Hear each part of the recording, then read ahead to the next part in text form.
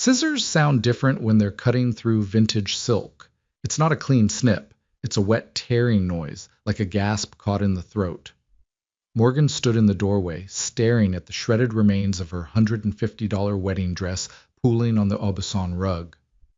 Casey stood over it, heavy gardening shears in hand, smelling faintly of Tanqueray gin and expensive mints.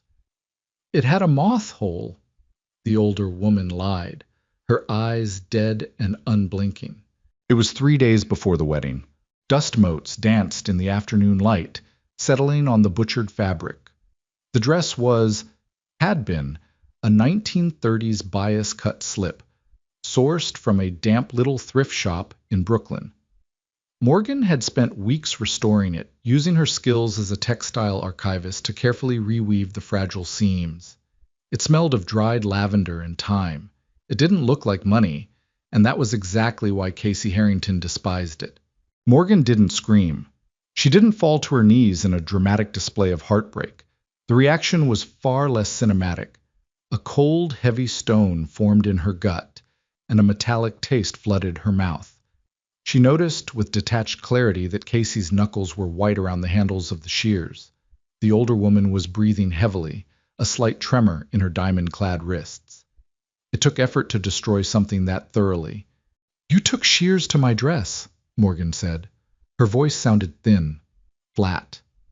"I did you a favor, darling," Casey replied, tossing the shears onto a velvet armchair. They landed with a heavy, disrespectful thud. "You were going to walk down the aisle of Grace Cathedral looking like a Depression-era scullery maid. The Harrington name carries weight. I simply expedited the inevitable. We have an appointment at Bergdorf's in 2 hours." Morgan looked down. The bodice was severed from the skirt. The delicate lace straps, which she had reinforced by hand late into the night, were mangled. A sudden pathetic urge to apologize washed over Morgan, a deeply ingrained working-class reflex to smooth over the anger of wealthy people. She swallowed it down, choking on the bile it brought up. Footsteps echoed in the hallway. Heavy, hurried. Liam appeared behind Morgan, his face flushed. He smelled of cedarwood cologne and nervous sweat. He looked past his fiancée's shoulder, his eyes landing on the ruin on the floor, then darting up to his mother. "Mom, what is that?" Liam asked. "I handled the wardrobe issue, Liam," Casey said, walking past the destroyed dress to pour herself another drink at the crystal cart in the corner. Ice clinked against glass, a sharp, cheerful sound that made Morgan's teeth ache. Morgan turned to look at Liam. This was the moment, the pivot point.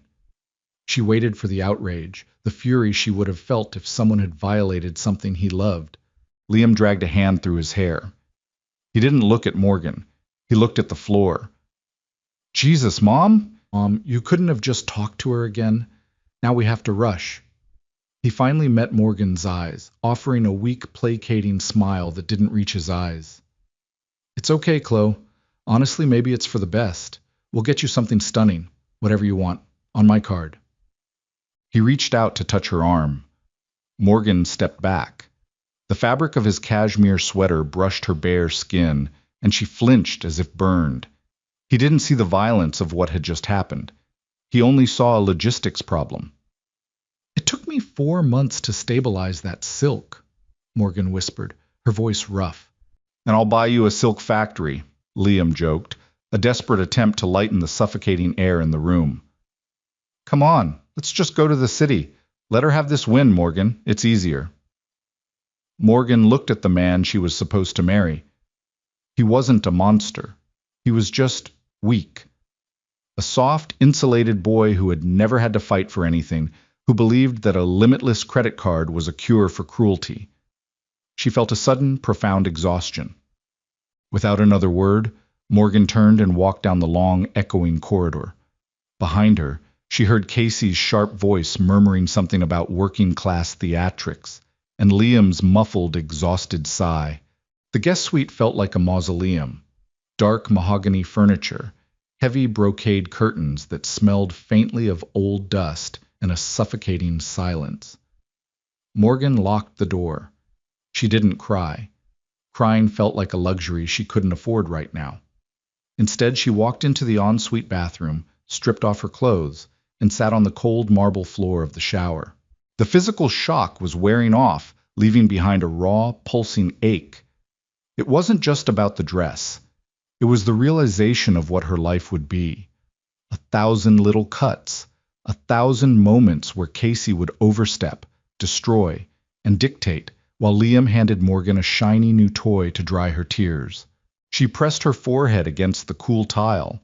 Her stomach cramped violently, and she leaned over, dry heaving over the drain. The acrid taste of stomach acid grounded her. It stripped away the fairy tale illusion that had clouded her judgment for the past 2 years.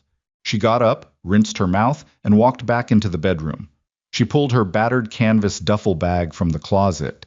It looked absurd sitting on the Egyptian cotton duvet. She started throwing her things into it: t-shirts, jeans, her laptop.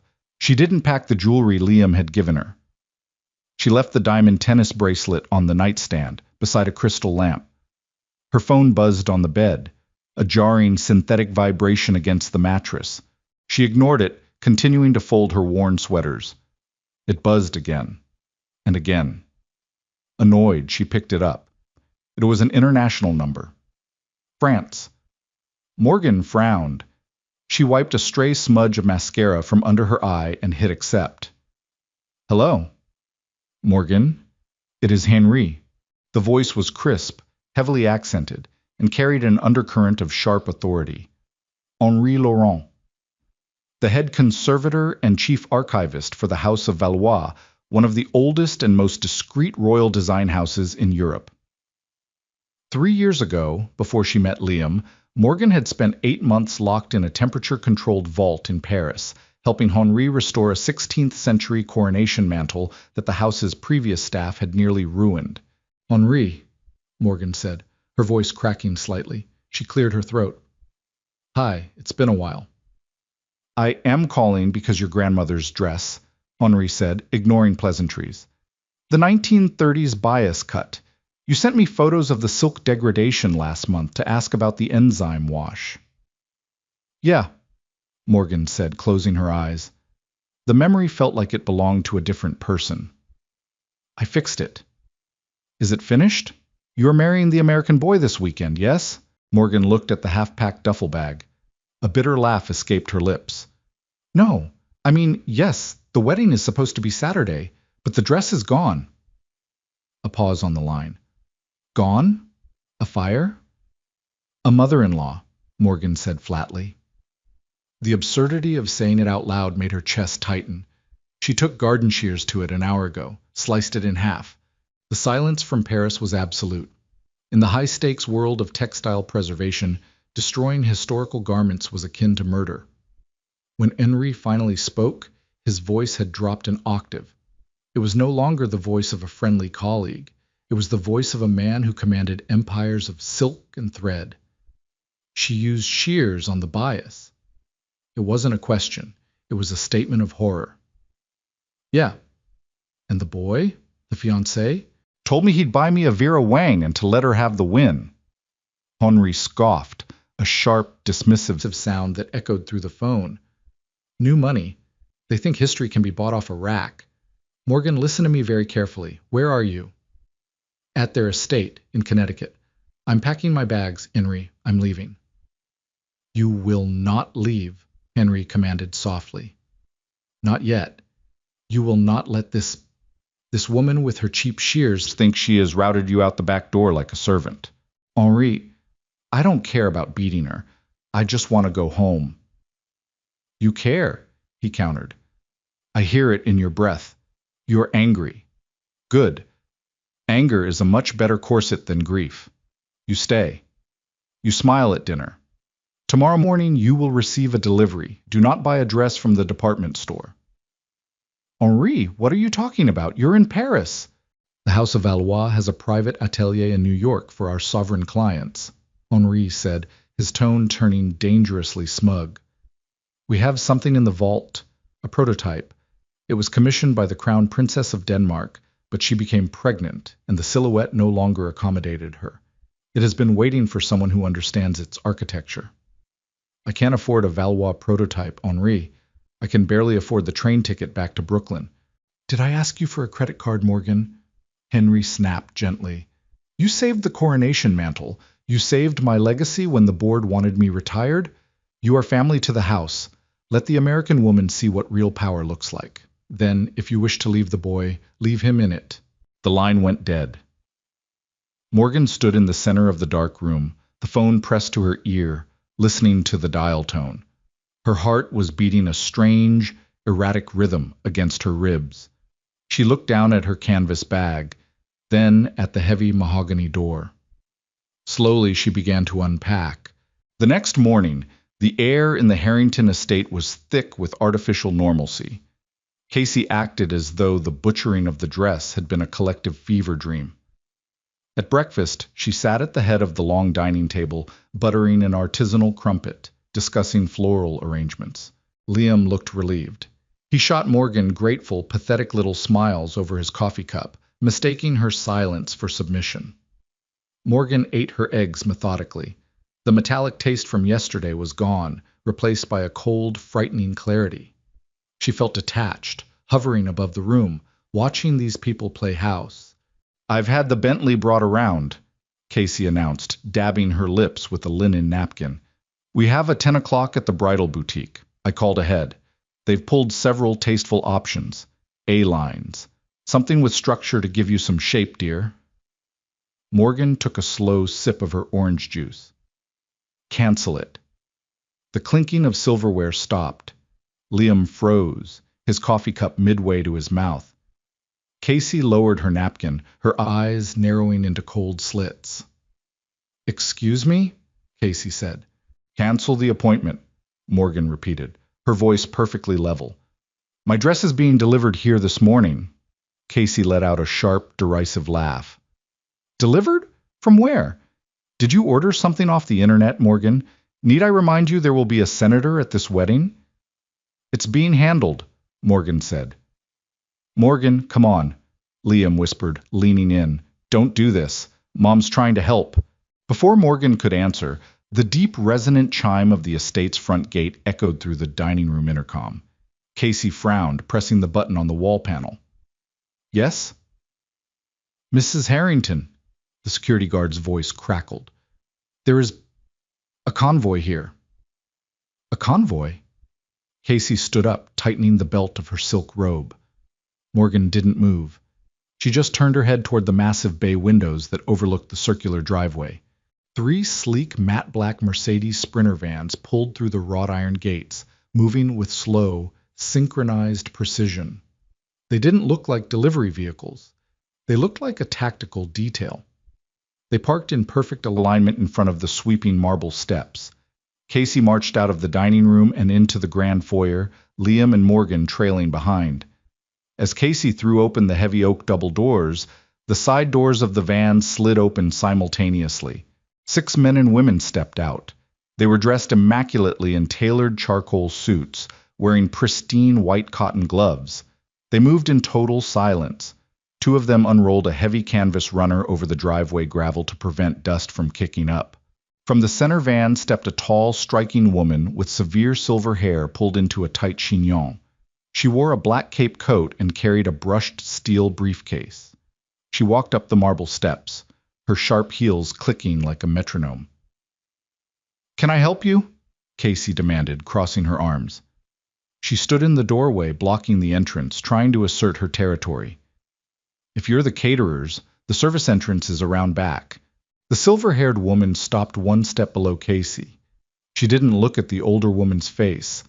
She looked briefly at Casey's robe, a microscopic twitch of disdain playing on her lips. I am Madame Vane, director of the New York Atelier for the House of Valois, she said, her voice carrying a clipped, aristocratic British accent. She bypassed Casey completely, her eyes scanning the foyer until they locked onto Morgan. Madame Vane's severe expression melted into a look of deep reverence. She stepped past Casey, who sputtered in indignation, and approached Morgan. To Casey and Liam's absolute shock, the director bowed her head slightly. Mademoiselle Morgan, Vane said softly, Monsieur Laurent sends his deepest affections, and his apologies that you are enduring such uncultured circumstances. She threw a glacial side-eye toward the ruined silk still sitting in the wastebasket by the hall console. Valois? Casey interrupted, her voice shrill. Her carefully constructed mask was slipping. The House of Valois didn't sell to the public. They didn't have storefronts. You couldn't buy your way in. You had to be invited by bloodline or extraordinary merit. There must be a mistake. We didn't commission anything from Valois. You did not, madame, Vane said without looking at her. We do not dress new money. We are here for the archivist. Vane snapped her fingers. The team of handlers moved into the foyer. 4 of them carried a massive, temperature-controlled archival trunk forged of black carbon fiber. They set it down gently in the center of the marble floor. The air in the room shifted. It smelled of ozone, cedar, and the crisp, intimidating scent of pristine tissue paper. Vane input a code into the briefcase, extracting a small silver key. She unlocked the trunk. The hiss of depressurized air echoed in the silent foyer. Morgan stepped forward, her breath catching in her throat. As the handlers lifted the garment out, the morning light pouring through the transom windows caught it, casting fractured rainbows across the walls. It wasn't a puffy, gaudy princess dress. It was a masterpiece of textile engineering. The gown was woven from threads of spun platinum and raw, unbleached silk. The bodice featured historical Alençon lace, intricately embroidered with thousands of microscopic seed pearls that cascaded down the skirt like freezing rain. It possessed a weight, a gravity, that made every other object in the room look cheap. It didn't shout wealth. It whispered history, power, and untouchable artistry. Valued at over $5 million, it was a museum piece meant for a queen, brought to a Connecticut suburb out of pure, unadulterated spite and respect. My God, Liam breathed, stepping forward, his eyes wide with avarice and awe. He reached a hand out to touch the lace. Before his fingers could graze the fabric, one of the handlers, a man built like a linebacker, stepped smoothly in front of Liam, physically blocking him. Gloves only, sir, the handler said, his voice hard. Casey was hyperventilating, her eyes darting from the gown to Morgan. How did you fix old books? You're a seamstress. Morgan finally looked at Casey. The older woman looked small.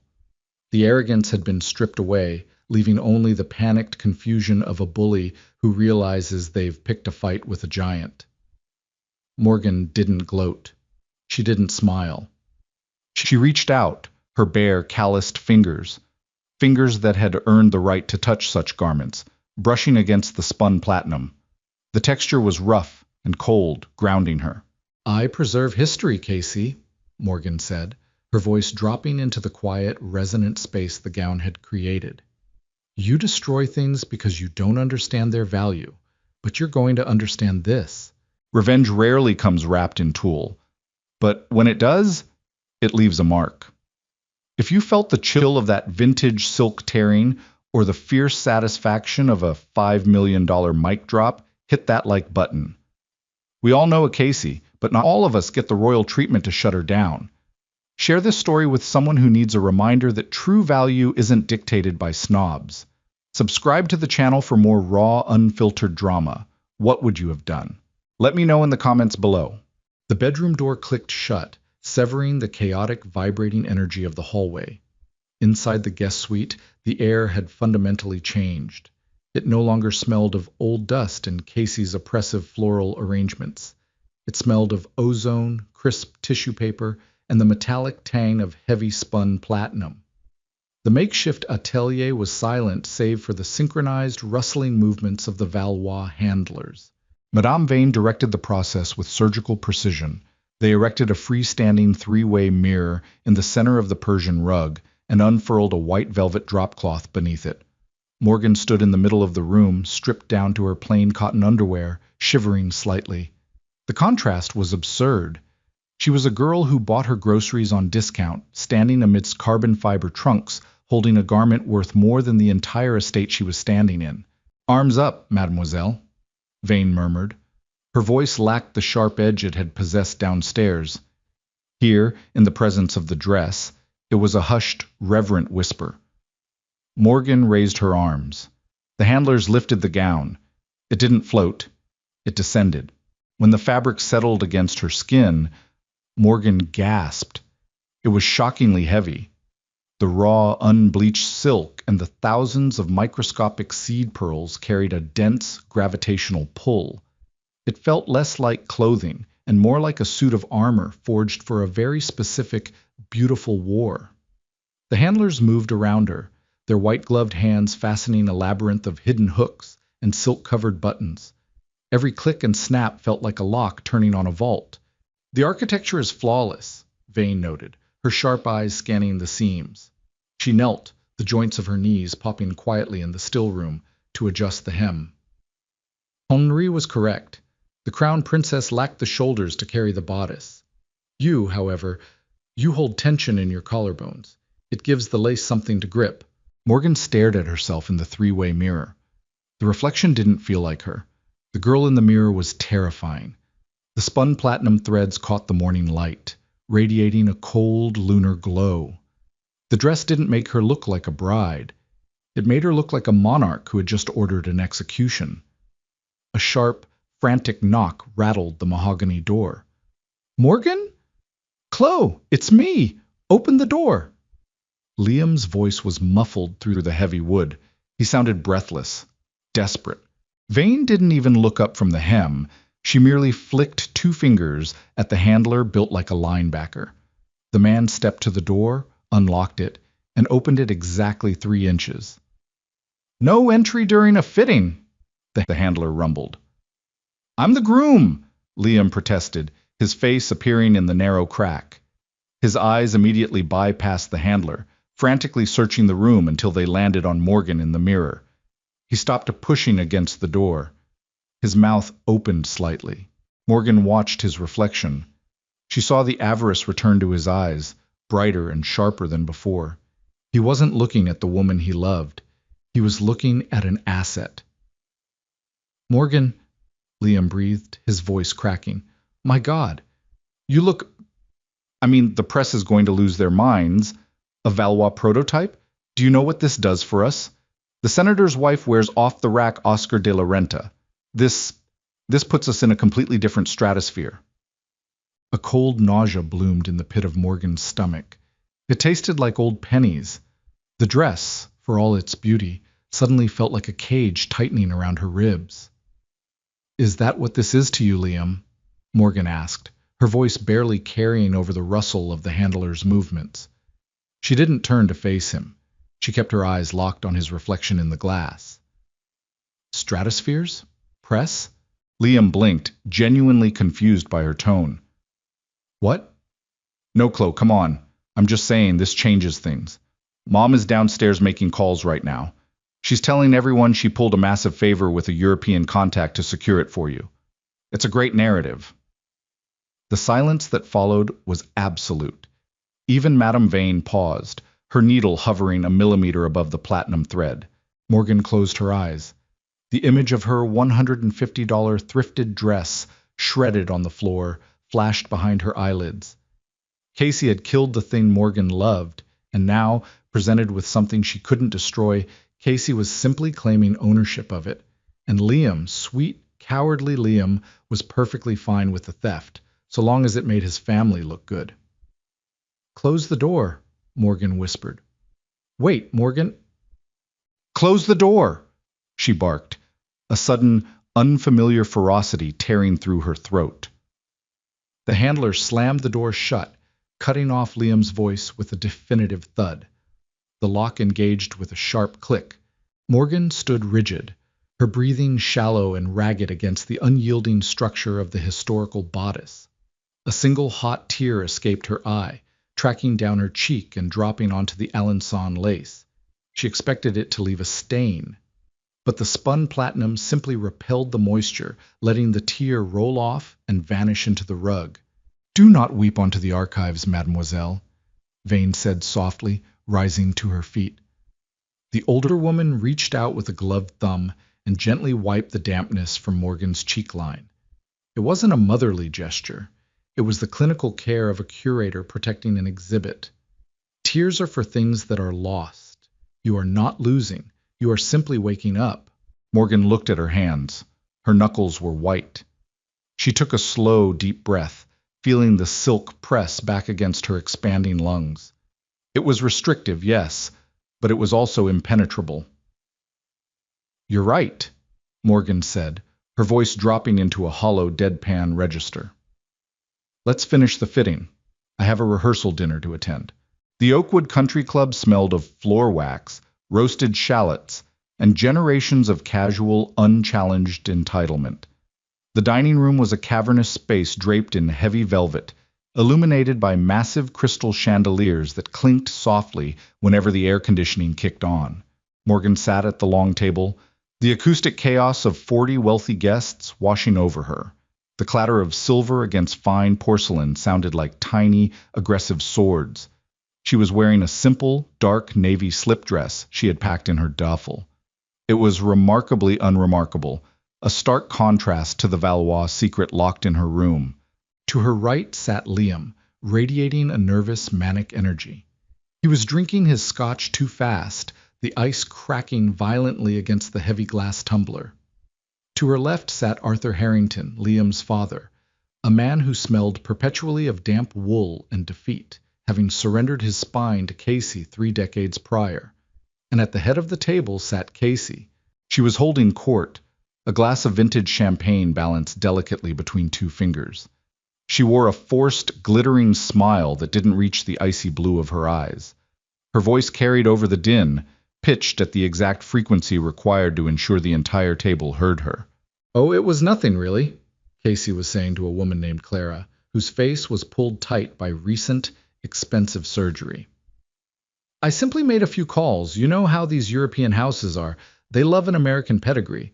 When I told them about Liam and our family's connections in Washington, they practically begged to send over the Valois piece." Morgan took a slow sip of her water.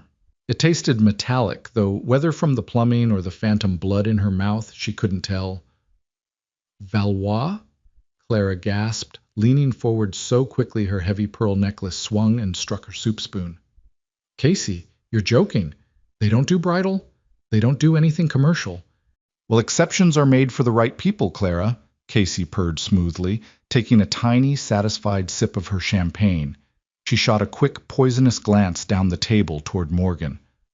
"I simply couldn't let our dear Morgan walk down the aisle in that rag she brought with her. A mother has to step in when a girl lacks direction." Liam flinched next to Morgan. He reached out under the heavy linen tablecloth and placed his sweaty palm over her knee. "Just ignore her," he hissed in a panicked whisper. "Let her have her story. It makes everything easier." Morgan looked down at his hand. His fingers were trembling slightly. She felt nothing. No anger, no betrayal, no heartbreak.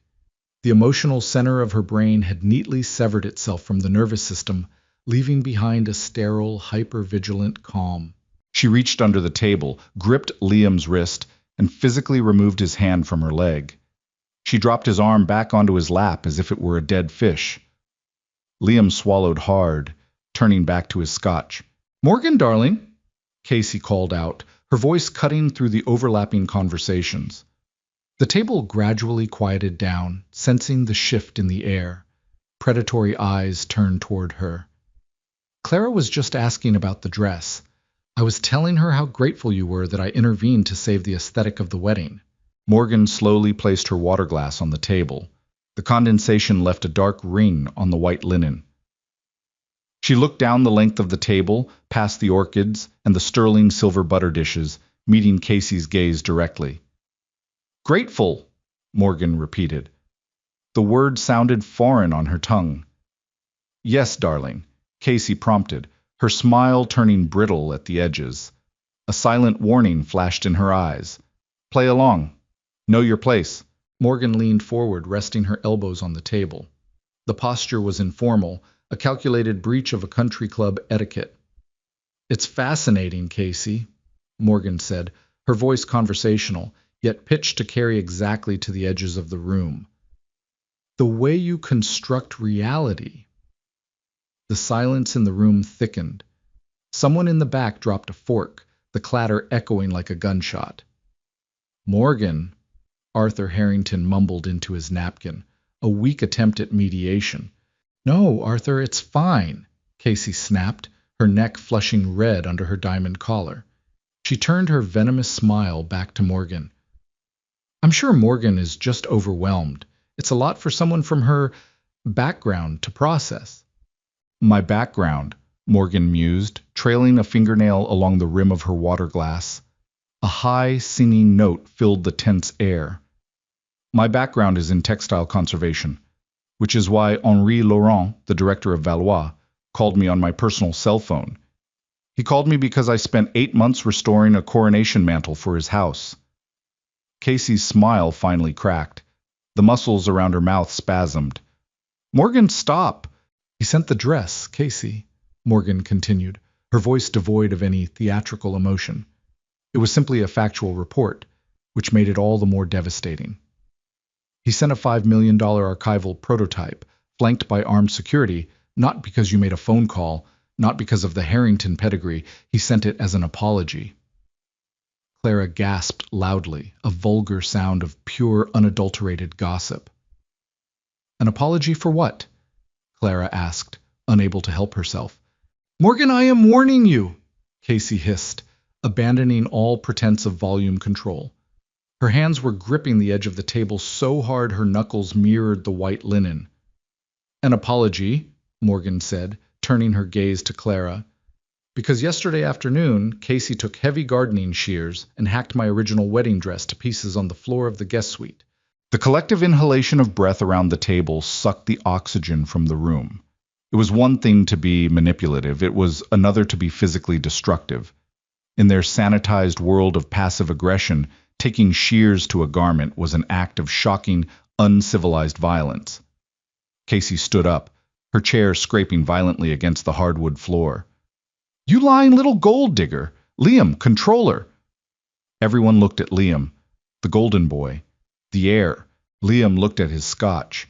He looked at his mother's furious face, contorted with rage. He looked at the 40 wealthy, influential guests staring at him, waiting for him to manage the scandal. He opened his mouth, closed it. He wiped a bead of sweat from his temple.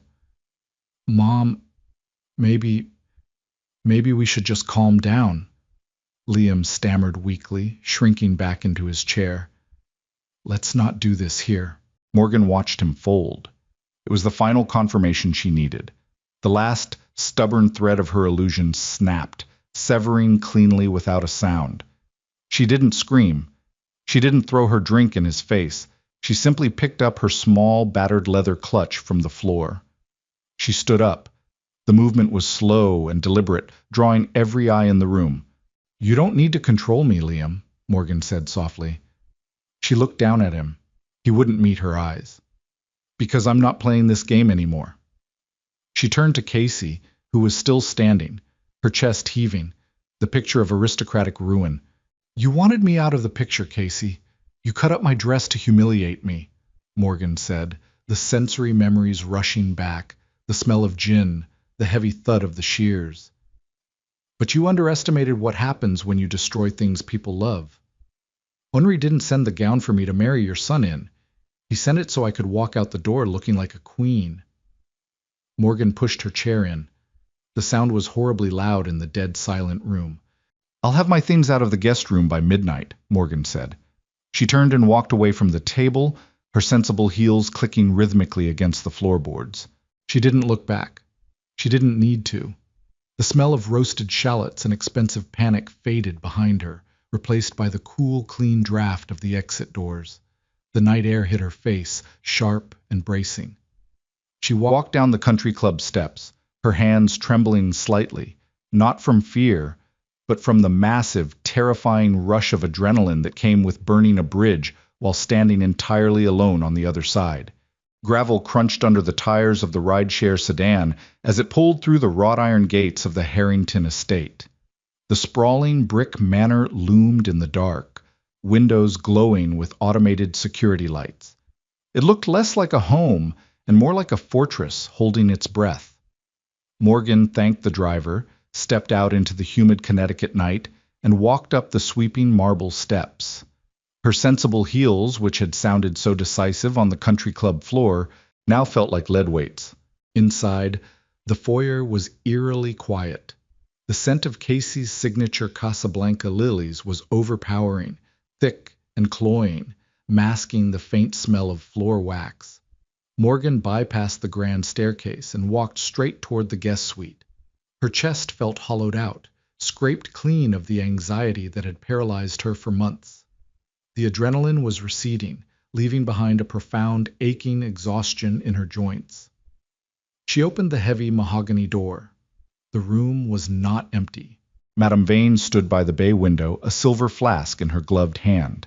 The carbon fiber trunk sat in the center of the Persian rug, open, its interior glowing with soft LED lights.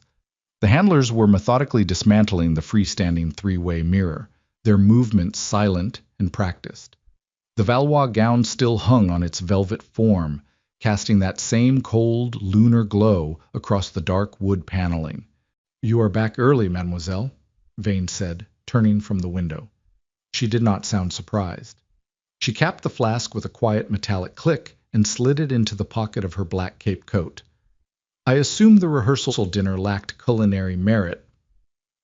"I burned it down," Morgan said. Her voice cracked, betraying the stoicism she was desperately trying to maintain. She walked over to the bed and dragged her battered canvas duffel bag from the closet. "I burned the whole thing down." Vane watched her with analytical eyes. "A controlled burn is necessary for healthy soil. It clears out the rot." The older woman gestured to the linebacker-sized handler. "Prepare the garment for transit." Morgan stopped unzipping her bag. She looked at the dress. The spun platinum threads shimmered, catching the ambient light. It was breathtaking. It was a $5 million suit of armor, and it was going back into a box. "You're taking it back to Paris," Morgan said, the reality of it settling over her. "We are taking it to the vault in New York," Vane corrected gently. She walked over to the dress, brushing a stray piece of lint off the velvet form. "Monsieur Laurent sent this to remind you of your worth, Morgan. He did not send it so you could marry a coward in it. When I received word from my security team that you had left the country club alone, I knew the fitting was permanently concluded." Morgan resumed packing. T-shirts, jeans, her worn leather toiletry bag. The zipper sounded harsh and abrasive in the quiet room. She walked into the ensuite bathroom to grab her toothbrush. The cold marble floor beneath her feet grounded her. Beside the trash can, wrapped in a plastic liner, were the shredded remains of her thrifted silk slip. She stared at the butchered fabric. A few hours ago, the sight of it had made her dry heave.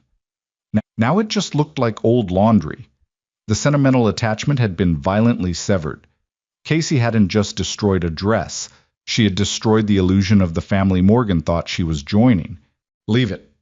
Vane's voice drifted from the doorway. The director stood leaning against the doorframe, watching Morgan stare at the trash. "Do not take the ruin with you. Let the woman clean up her own vandalism." Morgan nodded slowly. She tossed her toothbrush into her canvas bag and zipped it shut. The bag was embarrassingly small, sitting next to the massive high-tech Valois trunk. The handlers were now carefully lowering the spun platinum gown into the protective casing. The hiss of depressurized air filled the room as they sealed the lid, locking away the masterpiece. It was over. The fairy tale, the nightmare, all of it packed into two drastically different containers. "My car is waiting outside," Morgan said, slinging the heavy duffel strap over her shoulder. The canvas dug into her collarbone. It hurt, but it was a real tangible pain. "I'm going to wait on the porch. I don't want to be in here when they get back." "You will not wait on the porch like a dismissed servant," Vane commanded. Her aristocratic British accent clipped the ends of her words sharply. "You will leave this estate in the center van. My team will drop you at your apartment in Brooklyn." Morgan blinked, taken aback. "Madame Vane, I can't ask you to do that. You're hauling a $5 million archive piece. And I am hauling the woman who saved the coronation mantle, Vane countered, her severe face softening by a fraction of a millimeter. Do not argue with me, child. I have been dealing with entitled aristocrats all day. Do not make me deal with an entitled martyr. A weak, genuine laugh escaped Morgan's lips. It felt good. It felt like breathing after being underwater for too long. Before they could move toward the door, the heavy crunch of tires echoing on the driveway gravel signaled a chaotic arrival. Headlights swept across the bay windows, casting long, distorted shadows against the bedroom walls. Car doors slammed, plural, heavy, angry slams that vibrated through the floorboards. They were back. Footsteps pounded down the hallway, lacking any of the refined grace the Harrington estate usually demanded. The mahogany door burst open. Liam stood in the frame, his face flushed, his tie yanked loose. He smelled of stale scotch, nervous sweat, and utter panic. Behind him, hovering like a storm cloud, was Casey. Her forced smile was entirely gone, replaced by a tight, rigid mask of fury. Liam's eyes darted frantically around the room. He saw the sealed carbon fiber trunk, the handlers standing in silent formation, and finally, Morgan, with her canvas bag slung over her shoulder. Chloe, Liam gasped, bracing his hands against the door frame as if he needed it to stay upright. Chloe, please, you don't have to do this. We can fix it. Morgan didn't move. She felt the heavy strap of her bag cutting into her shoulder. She let the silence stretch, forcing him to sit in the uncomfortable reality of what he was asking. Fix what, Liam? Morgan asked. Her voice was calm. It wasn't the hysterical shouting he was clearly braced for. It was a quiet, clinical question. This! Liam gestured wildly around the room. Walking out of the rehearsal dinner, embarrassing my mother in front of the entire club. We have a senator coming tomorrow, Morgan. You can't just throw a tantrum and blow up a 2-year relationship because you're mad. A tantrum, Morgan repeated, testing the word on her tongue. She looked at Casey, who was standing stiffly behind her son, her diamond-clad fingers curled into tight fists. Your mother took shears to my property, and you told me to let her have the win. There is no tantrum, Liam. There is only a boundary. And you are on the wrong side of it. I'll buy you another dress, Liam pleaded, taking a step into the room. One of the Valois handlers subtly shifted his weight, blocking Liam's path to the carbon fiber trunk. I told you, whatever you want. You want the Valois? We'll pay them for it. We'll write a check right now. Madame Vane let out a sharp, aristocratic scoff that sounded like breaking glass. You do not have enough zeros in your checking account to purchase Valois history, little boy, and even if you did, we do not accept currency from cowards. Liam whipped his head toward Vane, his face contorting with arrogant rage. Excuse me? Who the hell do you think you are talking to in my house? Liam, stop, Casey hissed, finally stepping past her son. She glared at Vane, then turned her cold, dead eyes to Morgan. You have made your point, Morgan. You humiliated us. You extracted your little pound of flesh. Now put the bag down. We will release a statement to the guests tomorrow saying you had a mild panic attack due to wedding stress. We will proceed with the ceremony.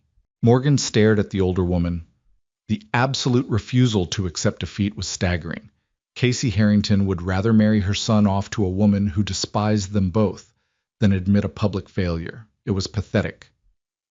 There is no ceremony, Casey, Morgan said, adjusting her grip on the duffel bag. I'm leaving. If you walk out that door, Casey warned, her voice dropping to a venomous whisper, you will never step foot in this circle again. You will go back to your damp little Brooklyn apartment, and you will be nothing. You are throwing away a life most girls would kill for. I'd rather be nothing than be you, Morgan said. It wasn't a rehearsed line. It was a simple, absolute truth that fell from her lips like gravity. Casey's face hardened. She took a step forward, raising a hand as if to snatch the canvas bag from Morgan's shoulder. Before she could close the distance, the linebacker-sized handler stepped smoothly between them. He didn't say a word. He didn't raise his hands. He simply existed in the space between the Harrington matriarch and the archivist, an immovable wall of tailored charcoal wool. Casey froze, her eyes snapping up to the handler's impassive face. She let her hand drop. "We are departing," Vane announced, clapping her gloved hands together once. The sound was sharp, like a starting pistol. "Load the trunk." The handlers moved flawlessly. 4 of them hoisted the carbon fiber vault, maneuvering it easily past Liam, who had to press his back against the hallway wall to avoid being crushed. Vane walked out next, her sharp heels clicking rhythmically, completely ignoring the Harringtons. Morgan was the last to leave the room. She paused in the doorway. Liam was staring at her, his eyes wet, his lower lip trembling. He looked like a child who had just dropped his ice cream cone. He didn't look like a husband. "Goodbye, Liam," Morgan said softly. She didn't feel angry at him anymore. She just felt sorry for him. He was trapped in this house, with this mother, forever. And he didn't even know it. She turned and walked down the long, echoing corridor for the last time. The air in the foyer still smelled of Casablanca lilies, but as she stepped out through the heavy oak double doors, the night air hit her. It smelled of damp earth, distant rain, and asphalt. It smelled like freedom. The 3 matte black Mercedes Sprinter vans were idling in the circular driveway, their engines humming with quiet, suppressed power. The side door of the center van was open. Vane was already inside, sitting opposite the carbon fiber trunk, reading a file. Morgan walked down the marble steps. She didn't look back at the grand brick manor. She didn't look back at the life she had narrowly escaped. She climbed into the back of the van, throwing her worn canvas duffel bag onto the floorboard next to the $5 million vault. The handler slid the heavy door shut. The lock engaged with a loud, definitive thud. The sound was entirely different from the tearing of vintage silk. It was the sound of a door closing, clean, solid, absolute. As the van pulled away, the tires crunching over the gravel, Morgan leaned her head against the cool glass of the window. The tension in her jaw finally released. She was alone, driving into the dark, wearing thrifted clothes, leaving behind a fortune. And for the first time in 2 years, she felt perfectly, undeniably rich. Her phone buzzed in her pocket. A text from Henri. Did the armor fit? Morgan pulled the phone out, the harsh blue light illuminating her face in the dark cabin. She typed back with her thumb, a small, genuine smile finally breaking across her face. It fit perfectly, but I left it in the vault. Good, Henri replied instantly. A queen does not wear her armor to a peasant's parade. Get some rest. We have a 17th century tapestry arriving on Tuesday. You're needed. Morgan locked her screen and dropped the phone into her lap.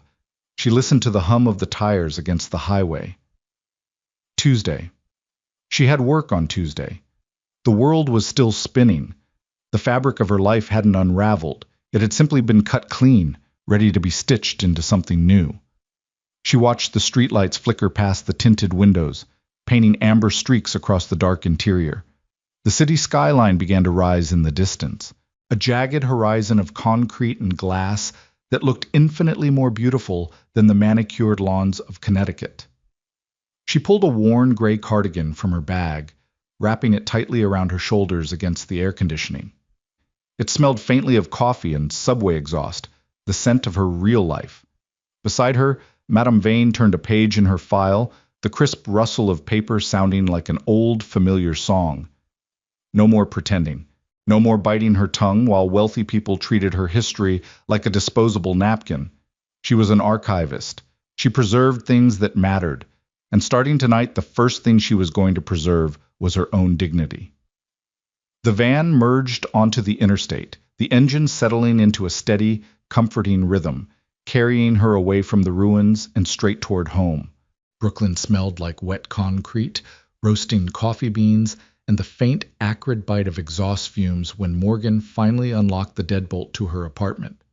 Her key stuck in the cylinder, requiring a harsh, aggressive jiggle to turn, a familiar friction she hadn't realized she missed. Pushing the heavy, paint-chipped door open, she stepped into the narrow hallway. It was 3 a.m.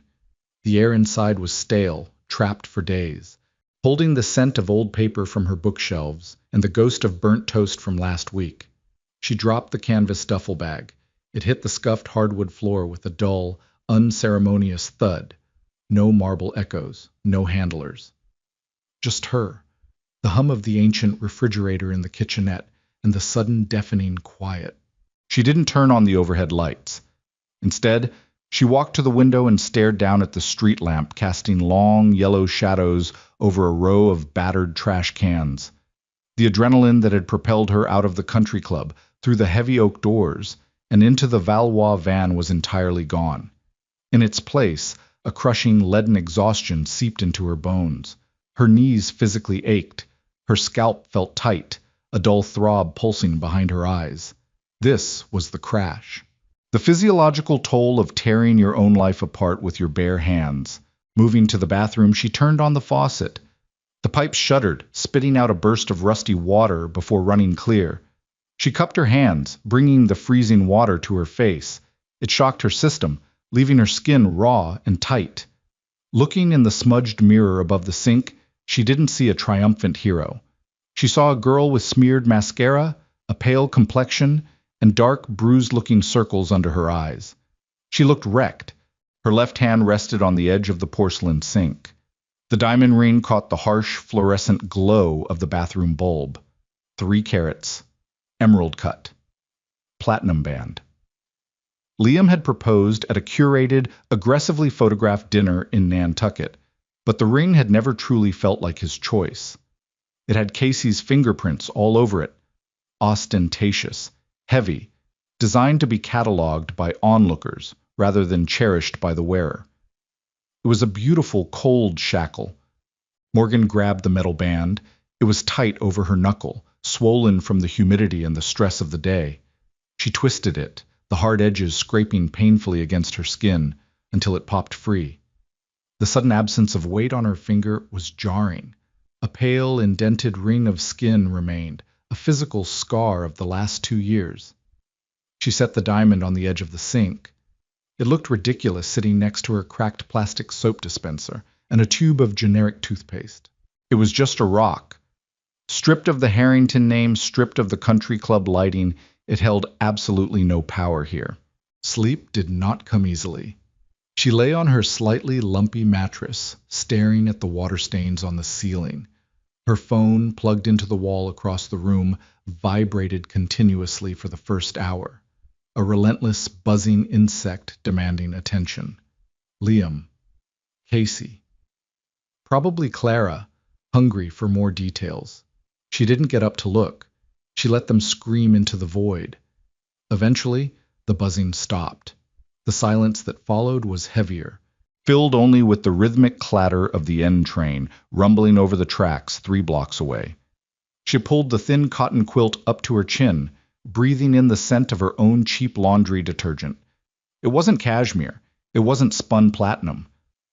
But it was hers. And for the first time in months, she fell asleep without clenching her jaw.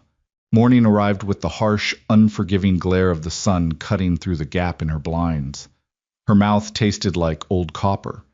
She dragged herself out of bed, her body stiff, moving with the sluggishness of someone recovering from a severe flu. The kitchen floor was cold against her bare feet. She scooped cheap, pre-ground coffee into a stained filter, the familiar, slightly burnt smell bringing a small measure of comfort. While the machine gurgled and sputtered, she walked over to the bathroom and picked up the ring. She didn't orchestrate a grand ritual. There was no dramatic toss off the Brooklyn Bridge. She found a padded manila envelope in her junk drawer, wrapped the ring in a single sheet of paper towel, and shoved it inside. She wrote Liam's address in sharp block letters using a dying ballpoint pen. The tape dispenser let out a harsh, abrasive screech as she tore off a piece to seal the flap. It was an administrative task, a final mundane chore to process a closed account. She dropped the envelope by the door. She spent the weekend existing in a state of suspended animation. She ate a greasy egg and cheese sandwich from the corner bodega, sitting on her fire escape, watching a stray cat stalk a pigeon. She cried once, a sudden ugly sob that hit her while she was washing her coffee mug. It wasn't for Liam, it was for the thrifted silk slip, the hundreds of hours she had poured into fixing something she loved, only to watch it get butchered. She let herself cry, feeling the hot tears track down her neck, soaking into the collar of her t-shirt. She didn't wipe them away. She let the grief run its course, a necessary, messy purge of the toxicity she had allowed into her life. By Monday evening, the hollow feeling in her chest had begun to solidify into something hard and resilient. Tuesday morning brought rain, a relentless, driving downpour that turned the New York streets into slick, gray mirrors. Morgan wore her heavy combat boots, the thick rubber soles slapping rhythmically against the wet pavement as she walked from the subway to the Valois Atelier in Tribeca. The building was aggressively nondescript, a towering structure of weathered red brick and black iron fire escapes, devoid of any signage. You either knew it was there or you walked right past it. She punched the security code into the rusted keypad by the service door. The heavy metal lock disengaged with a solid, satisfying clank. Stepping inside, the sensory shift was immediate. The chaotic noise of the city vanished, replaced by the sterile, temperature-controlled hum of the climate systems. The air smelled of distilled water, ammonia, and the distinct dusty odor of ancient decaying wool. It was the scent of history holding its breath. Morgan shook the rain from her umbrella and walked through the security vestibule into the main restoration floor. It was a massive, open-plan space, illuminated by banks of color-corrective LED lights. Stainless steel tables spanned the length of the room, scattered with magnifying loops, delicate tweezers, and spools of thread so fine they looked like spider silk. Madame Vane was already there. She stood at the far end of the room, her silver hair pulled back into its usual severe chignon, wearing a crisp white lab coat over her black turtleneck. She was leaning over a massive, slanted wooden frame, examining something through a jeweler's loupe. "You are 5 minutes late, mademoiselle," Vane said, not looking up from her work. Her clipped, aristocratic accent cut clearly through the quiet room. "The N train flooded," Morgan replied, her voice steady. She took off her damp coat and hung it on a rack near the door. "Good morning to you too, Madame Vane." Vane lowered the loupe and turned her head. Her sharp, calculating eyes swept over Morgan, taking in the bruised under-eyes, the pale skin, and the rigid set of her shoulders. She gave a single, microscopic nod of approval. "You survived the weekend? Good. Put your apron on. Wash your hands. We do not have time to coddle your emotional hangover. The Flemish piece arrived at dawn." Morgan walked over to the deep stainless steel sink. She scrubbed her hands with unscented surgical-grade soap, the harsh lather stripping the oils from her skin. She dried them on a lint-free towel, tied the thick canvas apron around her waist, and walked over to the wooden frame. The tapestry was immense, over 10 feet long, depicting a chaotic hunting scene from the late 1600s. The colors, once vibrant crimsons, deep indigos, and forest greens, were muted under centuries of smoke, dampness, and neglect. The edges were frayed, the weft threads unraveling, exposing the brittle linen warp underneath. It smelled of old earth, wood ash, and organic decay. It was a beautiful, magnificent ruin. "Moths!" Vane stated flatly, pointing a gloved finger at a large, degraded patch near the center where a woven stag was missing half its torso, and severe water damage from a chateau leak in the 19th century. The previous conservators attempted a crude backing patch in the 20s. It is creating structural tension. It must be removed. Morgan leaned in. The scent of the old wool filled her lungs. She looked at the microscopic damage, the severed threads curling back on themselves, brittle and desperate. It was a mess. A complicated, fragile mess that required absolute patience to fix. It required someone who understood that you couldn't force the fibers to do what they didn't want to do. You had to respect the tension. She reached into her toolkit and pulled out a pair of fine-tipped surgical scissors. The metal was cold against her fingers. For a fleeting second, the wet, tearing sound of Casey's gardening shears flashed through her mind.